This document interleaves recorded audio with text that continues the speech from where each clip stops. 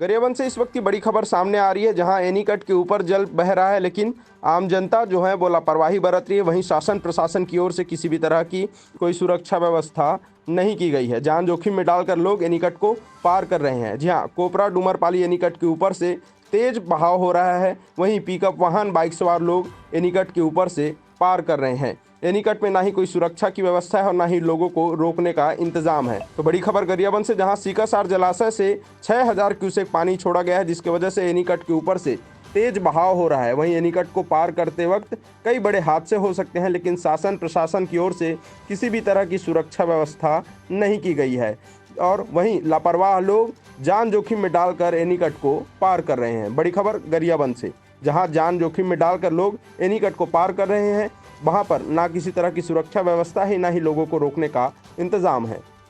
ऐसे ही तमाम बड़े अपडेट्स के लिए देखते रहें News+21, आपके हक की बात।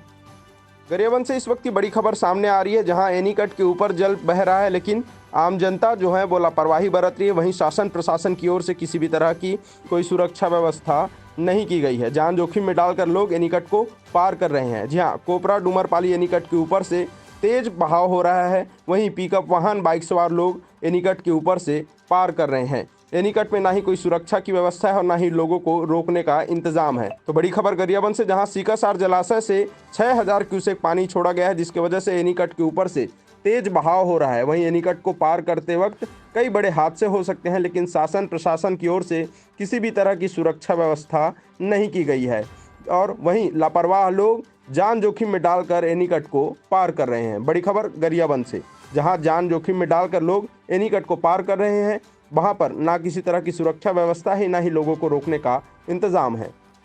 ऐसे ही तमाम बड़े अपडेट्स के लिए देखते रहें News+21, आपके हक की बात।